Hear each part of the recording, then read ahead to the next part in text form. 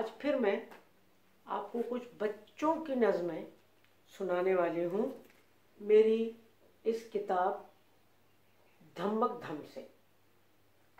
1978 और 1980 में मेरी बेटी और बेटा पैदा हुए।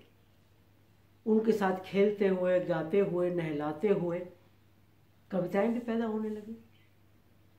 मैं ऐसे ही नोट करने लगी।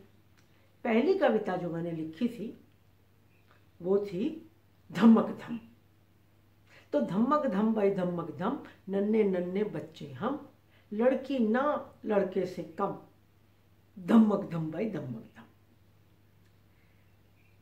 तो यूनिसेफ इंडिया ने वो नज़में देखी और उन्हें छापना चाहा और उन्हें 5 ज़बानों में छापा गया 80s में। और मिकी पटेल ज़बरदस्त इलस्ट्रेटर थे, उन्होंने उन्हें इलस्ट्रेट किया।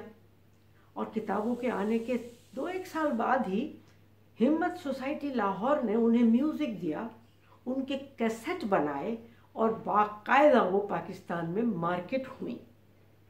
ये हिंदी और इंग्लिश की किताबें और ये हिम्मत सोसाइटी वाले गाने जागोरी दिल्ली में आज भी मिल सकते हैं। तो मैं पार्ट 1 और पार्ट 2 धमक धम का कर चुकी हूँ और आज है ये पार्ट 3। और इसमें मैं आपको माँ और अब्बा, पिताजी के बारे में 3-4 कविताएं सुनाने वाली हूँ। तो पहली तो है एक खिलाड़ी अम्मा के बारे में।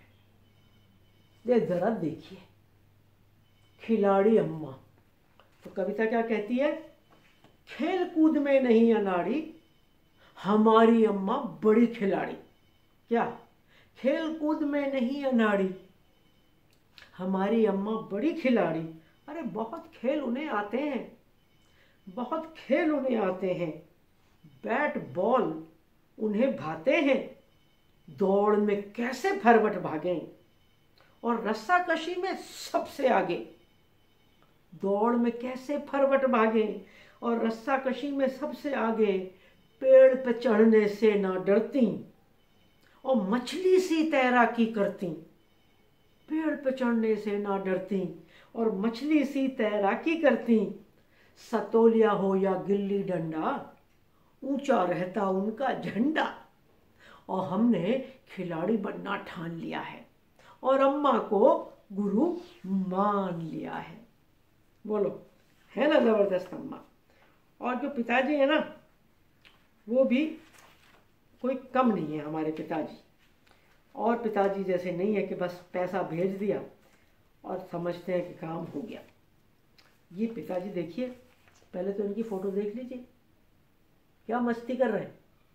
तो देखिए, अगर आप पिता हैं तो कर रहे हैं क्या ऐसी मस्ती। तो बच्चे कहते हैं कि हमारे पिताजी बड़े निराले, हम उनके बच्चे मतवाले। हमारे पिताजी बड़े निराले, हम उनके बच्चे मतवाले। काम से घर वापस आकर वो नहीं बैठते ठल्लम ठाले, जैसे औरों के पिताजी बैठते हैं ना। काम से घर वापस आकर वो नहीं बैठते ठल्लम ठाले। मेरे साथ खेल वो खेले और छोटू को वो गोदी ले ले और मौका पड़े तो रोटी बेले। हमारे पिताजी बड़े निराले, हम उनके बच्चे मतवाले, हम उनके बच्चे मतवाले।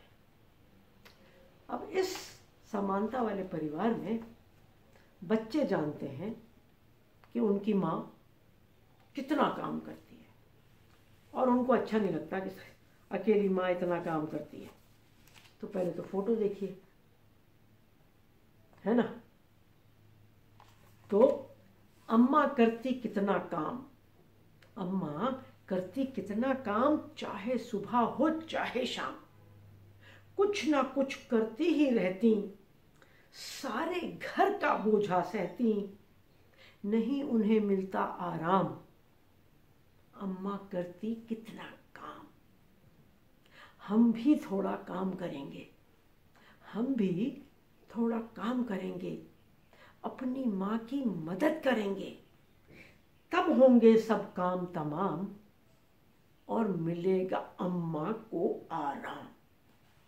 क्या? तब होंगे सब काम तमाम और मिलेगा अम्मा को आराम। अब दोस्तों, हम सब ये समझते हैं कि माँ जो है ना, उसका एक ही रूप होता है, देवी का। बस वो खाना पकाती है, बच्चे पालती है।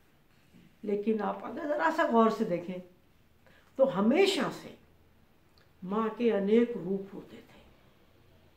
किसी भी मजदूर वर्ग की औरत को ये लग्जरी नहीं है कि वो सिर्फ माँ बन के घर बैठी रहे। वो मजदूर होती है, वो किसान होती है, वो पैसा कमाती है, वो दिहाड़ी पे जाती है, वो नरेगा में जाती है।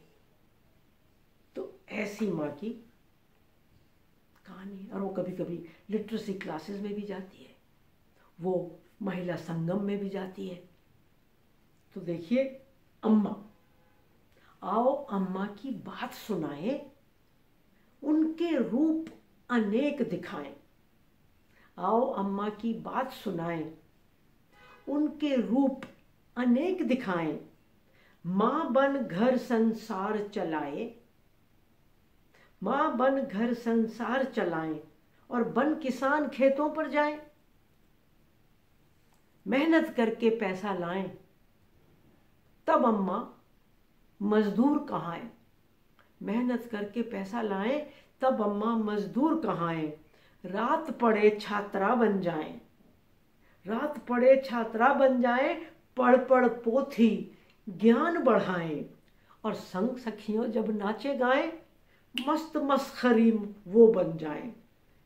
संग सखियों संग जब नाचे गाएं तो मस्त मस्खरी वो बन जाएं। सारे रूप हम अगर बतलाएं, पन्नों पर पन्ने भर जाएं।